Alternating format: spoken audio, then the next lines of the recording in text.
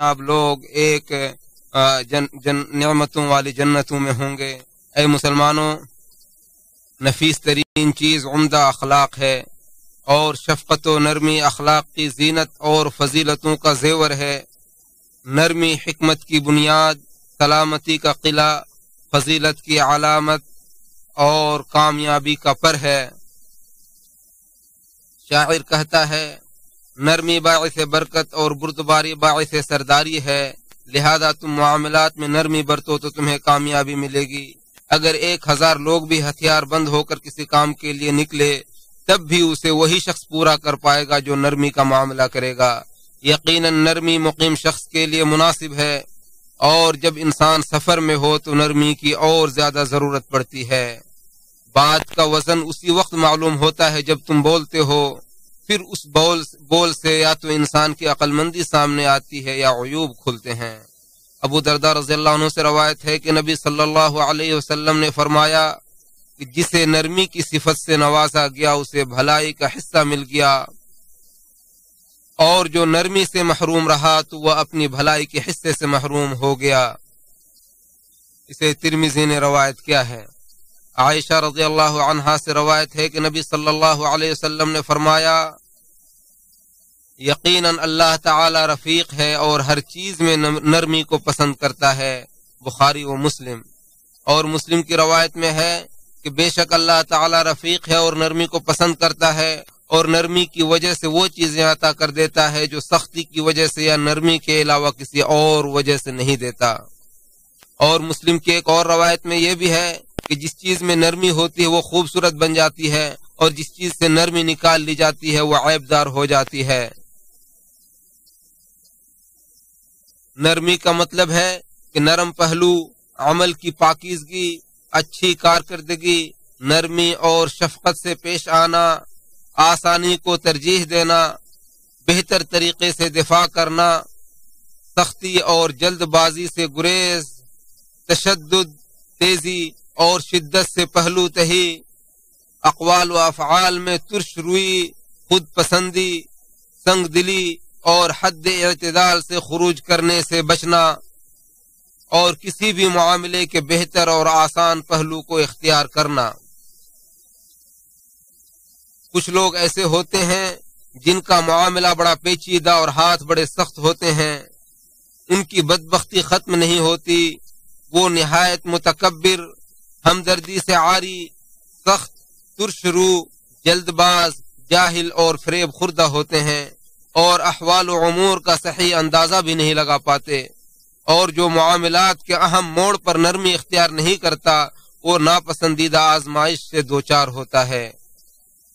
جو اپنے غصے کے زیر اثر آ جاتا ہے وہ اپنا ادب کھو دیتا ہے، اور جو نرمی چھوڑ دیتا ہے دوست اور مددگار اس کا ساتھ چھوڑ دیتے ہیں۔ شاعر کہتا ہے، اے میرے بیٹے اگر تمہیں کوئی نقصان پہنچ جائے تو صبر سے کام لو، کیونکہ نرمی عقل مندی کے زیادہ قریب اور مناسب ہے۔ اور معاویہ رضی اللہ عنہ نے عمرو بن العاص رضی اللہ عنہما کو لکھ کر بھیجا کہ اما بعد،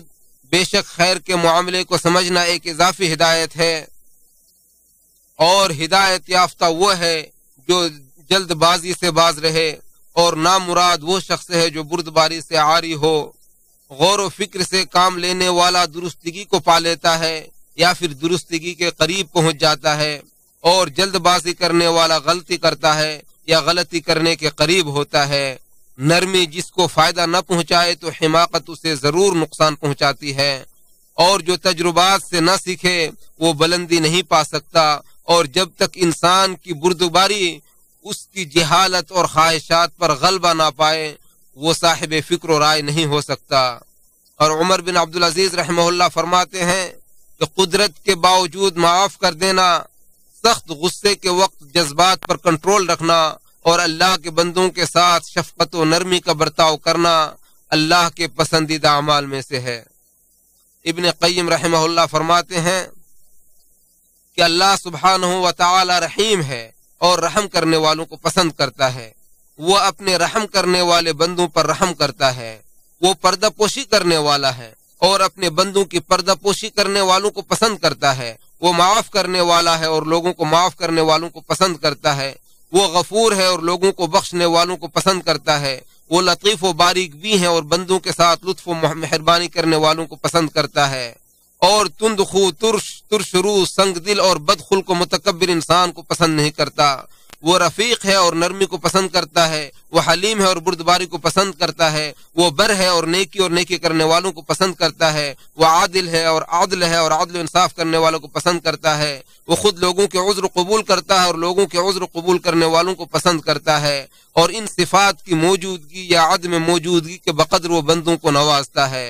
جو لوگوں کو معاف کرتا وہ بھی اسے معاف کرتا ہے، جو لوگوں کی خطاؤں کو درگزر کرتا وہ بھی اسے بخش دیتا ہے، جو لوگوں سے چشم پوشی کرتا ہے وہ بھی اس کے ساتھ چشم پوشی کرتا ہے، جو بندوں کے ساتھ نرمی برتتا ہے وہ بھی اس کے ساتھ نرمی برتتا ہے، جو اس کی مخلوق پر رحم کرتا وہ بھی اس پر رحم کرتا ہے، جو اس کی مخلوق کے ساتھ احسان کرتا وہ بھی اس پر احسان کرتا ہے، جو مخلوق کے ساتھ سخاوت کرتا ہے وہ بھی اس کے ساتھ سخاوت کرتا ہے، جو لوگوں کو فائدہ پہنچاتا وہ بھی اس کو فائدہ پہنچاتا ہے، جو لوگوں کی پردہ پوشی کرتا ہے وہ بھی اس کی پردہ پوشی کرتا ہے، جو لوگوں کو درگزر کرتا ہے وہ بھی اسے درگزر کرتا ہے، اور جو لوگوں کی پردہ پوشیدہ باتوں کے در پہ ہوتا ہے تو وہ بھی اس کی پوشیدہ باتوں کے در پہ ہوتا ہے، جو لوگوں کی بے حرمتی کرتا ہے اللہ بھی اس کی بے حرمتی کرتا ہے اور اسے رسوا کرتا ہے، جو لوگوں سے اپنی بھلائی روکتا ہے اللہ اس سے اپنی بھلائی روک دیتا ہے، جو روح گردانی کرتا ہے اللہ اس سے روح گردانی کرتا ہے، جو مکر و فریب کرتا ہے اللہ تعالیٰ اس کے ساتھ مکر کرتا ہے، جو لوگوں کو دھوکہ دیتا ہے اللہ اسے دھوکہ دیتا ہے۔ غرض ہے کہ جو شخص اللہ کی مخلوق کے ساتھ جس طرح سے پیش آئے گا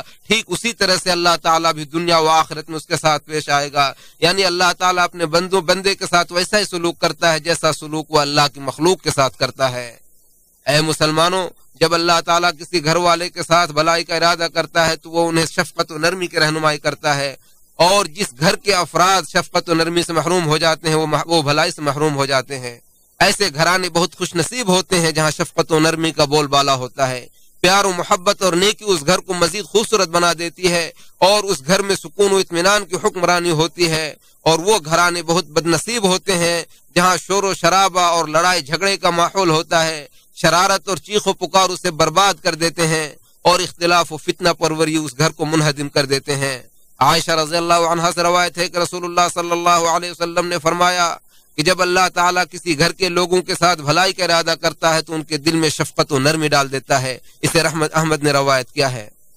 جب کسی گھر کے افراد سے شفقت و نرمی ختم ہو جاتی ہے تو گھر اختلافات، لڑائی جھگڑا، شکوک و شبہات اور شکایتوں اور دعووں کی آماج گاہ بن جاتا ہے، اور جہاں ہر ایک دوسرے پر الزام تراشی اور ایک دوسرے کی جڑ کاٹنے کی فراق میں رہتے ہیں۔ شاعر کہتا ہے، نہ تو انہوں نے ظلم کرتے ہوئے نرمی اختیار کی اور نہ قطع رحمی کرتے ہوئے حسن اخلاق کا مظاہرہ کیا۔ اے محفوظ گھرانے کے لوگوں، اللہ سے ڈرو، روابط اور زیارت کے ذریعے وحشت و نفرت کے پردے کو چاک کر دو، یارانہ ماحول کو فروغ دو، شگاف اور دراڑ کو بھر دو، ٹوٹی ہوئی ہڈیوں کو جوڑو، بگاڑ کی اصلاح کرو، اور عفو درگزری اور چشم پوشی کے ذریعے اختلاف کی آگ کو بجھا دو، اور جو عذر پیش کرے اس کے عذر کو قبول کر لو، اور ان لوگوں کی طرح نہ ہو جاؤ کہ جب ان کی رضامندی طلب کی جاتی ہے تو راضی نہیں ہوتے ہیں۔ شاعر کہتا ہے کہ جب مجھ سے کہا جاتا ہے کہ فلاں شخص نے تمہارے ساتھ برا سلوک کیا اور ذلت کو برداشت کرنا ایک نوجوان کے لیے عار کی بات ہے، تو میں کہتا ہوں کہ وہ ہمارے پاس عذر لے کر آیا ہے، اور معذرت طلب کرنا ہمارے نزدیک گناہ کی دیت ہے۔ اے مسلمانوں، شریعت میں مطلوبہ شفقت و نرمی کا تقاضا یہ ہے کہ علم حاصل کرنے والے طلبہ، جاہل اور سوال کرنے والے لوگوں کے ساتھ شفقت اور نرمی کا برتاؤ کیا جائے، ان کے ساتھ مسائل کو واضح کیا جائے، حق کو ظاہر کیا جائے، مقاصد کا خلاصہ پیش کیا جائے، جس چیز کے وہ متحمل نہیں اسے چھوڑ دیا جائے، اور جسے وہ نہیں جانتے ہیں اس میں انہیں معذور سمجھا جائے، جس چیز کو وہ نہیں جانتے ہیں اسے شفقت و نرمی کے ساتھ انہیں سکھایا جائے، نہ کہ سختی، شدت اور تعلی کا مظاہرہ کیا جائے۔ ارشاد باری تعالیٰ ہے، اور مانگنے والے کو نہ جھڑکو۔ ایک قول کے مطابق اس آیت میں سائل سے مراد طالب علم ہے، لہذا علم کے بارے میں سوال کرنے والے، رہنمائی طلب کرنے والے اور سمجھنے کی کوشش کرنے والوں کو نہ جھڑکیے۔ ابو درداء رضی اللہ عنہ کے بارے میں آتا ہے کہ جب وہ اصحاب حدیث کو دیکھتے تو ان کے لیے اپنی چادر بچھا دیتے اور کہتے کہ رسول اللہ صلی اللہ علیہ وسلم کے چہیتے لوگوں کو میں خوش آمدید کہتا ہوں۔ اور ابو ہارون عبدی ابو سعید خدری کے بارے میں روایت کرتے ہیں کہ جب ہم لوگ ابو سعید خدری کے پاس جاتے تو وہ کہتے کہ ہم انہیں خوش آمدید کہتے ہیں جن کے بارے میں رسول اللہ صلی اللہ علیہ وسلم نے ہمیں وصیت کی ہے۔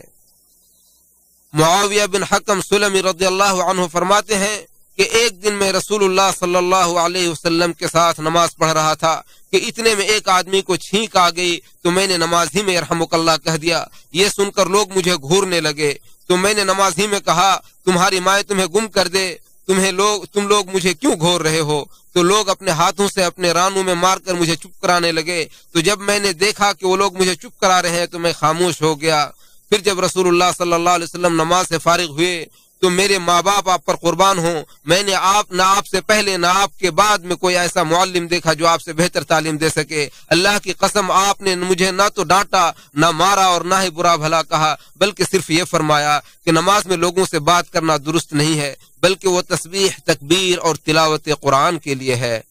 اسے مسلم نے روایت کیا ہے۔ امام نووی رحمہ اللہ فرماتے ہیں اس حدیث میں نبی صلی اللہ علیہ وسلم کی اس عظیم اخلاق کو بیان کیا گیا ہے جس کی گواہی خود اللہ تعالیٰ نے دی ہے،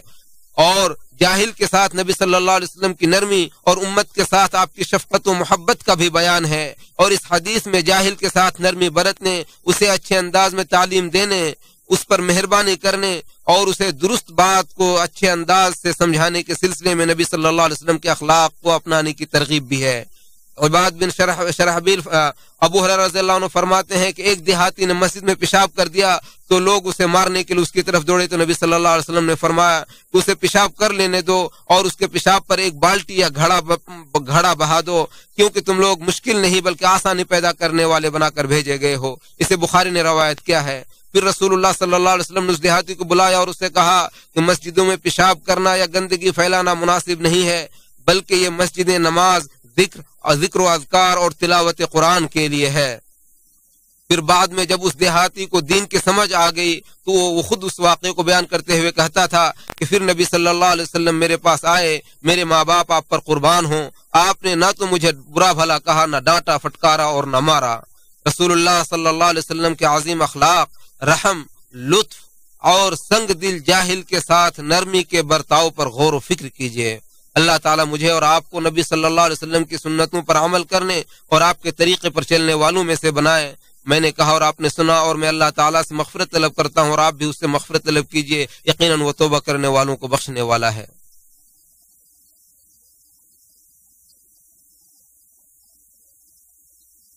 تمام تعریفیں اللہ کے لیے ہے جس نے اپنی رحم پر کی طرف تمام لوگوں کو پناہ دی، اور میں گواہی دیتا ہوں کہ اللہ کے سوا کوئی معبود نہیں، وکیل اس کا کوئی شریک نہیں، وہی بیماروں کو شفا دیتا ہے، اور میں گواہی دیتا ہوں کہ ہمارے نبی اور سردار محمد صلی اللہ علیہ وسلم اللہ کے نبی اور رسول ہے۔ جو اس کی اتباع کرے وہ ہدایت یافتہ ہوگا، جو اس کی نافرمانی کرے وہ گمراہ ہو جائے گا۔ اور درود و سلام نازل اللہ پر اور آپ کے تمام آل و اصحاب پر، ایسے درود و سلام جو قیامت تک باقی رہے۔ حمد و سلام کے بعد اے مسلمانوں اللہ تعالیٰ سے ڈرو اور ظاہر و باطن ہر حال میں اللہ سے ڈرو۔ اے مسلمانوں اللہ سے ڈرو جیسا کہ اس سے ڈرنے کا حق ہے۔ اے مسلمانوں، نصیحت کرتے وقت شفقت و نرمی اختیار کرنے سے اس بات کے امکانات بڑھ جاتے ہیں کہ سامنے والا اسے قبول کر لے اور مقصد حاصل ہو جائے۔ انسان کو سختی سے جو چیز نہیں ملتی، نرمی سے اسے اس سے افضل اور بہتر چیز مل جاتی ہے۔ حنبل فرماتے ہیں کہ میں نے ابو عبداللہ کو یہ کہتے ہوئے سنا کہ بھلائی کا حکم دیتے وقت لوگوں کے ساتھ سختی کے بجائے شفقت و نرمی سے پیش آنے کی ضرورت ہے۔ البتہ اگر کوئی شخص کھلا فسق و فجور کا ارتکاب کرتا ہے تو پھر اسے منع کرنا اور اس کے بارے میں لوگوں کو بتانا ضروری ہے، لیکن اس میں بھی نصیحت کرتے ہوئے نرمی برتنے اور اچھے انداز میں بات چیت کرنے کے اصول کو مد نظر رکھنا ضروری ہے۔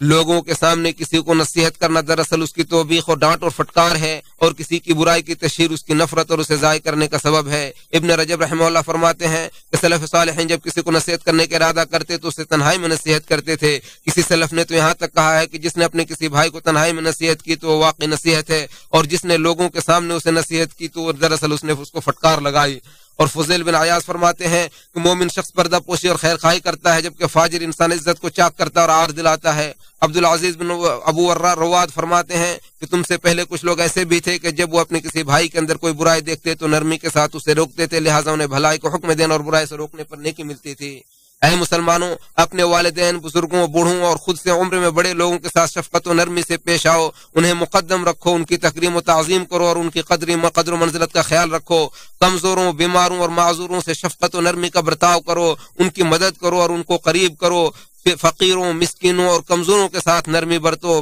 ان پر مہربانی کرو اور انہیں بے نیاز کر دو۔ عورتوں اور بچوں کے ساتھ بھی نرمی سے پیش آؤ اور ان پر رحم کرو اور ان کے حقوق ادا کرو۔ مزدوروں، عاملوں اور خادموں کے ساتھ بھی شفقت و نرمی کا معاملہ کرو، ان کو اللہ تعالیٰ نے تمہاری ماتحتی اور کفالت و ذمہ داری میں رکھا ہے، لہٰذا انہیں ان کی استطاعت سے زیادہ کا مکلف نہ بناؤ، اور وہ جن چیزوں کے حقدار ہیں ان سے انہیں محروم نہ کرو، اور ایسی باتیں انہیں نہ سناؤ جو انہیں ناگوار لگے۔ چوپایوں اور بے زبان جانوروں سے بھی نرمی کا معاملہ کرو، کیونکہ نبی صلی اللہ علیہ وسلم نے اونٹ کے مالک کو حکم دیا کہ جب وہ ہریالی اور گھاس سے گزرے تو اس پر نرمی کرے اور اسے چر لینے دے، تاکہ اس کی طاقت و قوت اور تازگی لوٹ آئے، اور اسے ہریالی والی جگہ میں تیز چلانے اور چرنے سے روکنے سے منع فرمایا، تاکہ جسمانی کمزوری اور خواہش کو توڑنے کی تکلیف جمع نہ ہو جائے۔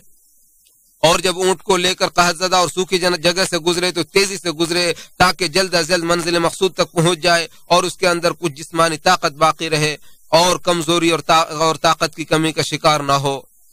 ابو ہریرہ رضی اللہ عنہ سے روایت ہے کہ نبی صلی اللہ علیہ وسلم نے فرمایا کہ جب تم ہریالی سے ہو کر سفر کرو تو زمین کی ہریالی سے اونٹ کو اپنا حق لینے دو، اور جب تم قحط زدہ جگہ سے گزرو تو اسے تیزی سے بھگاؤ۔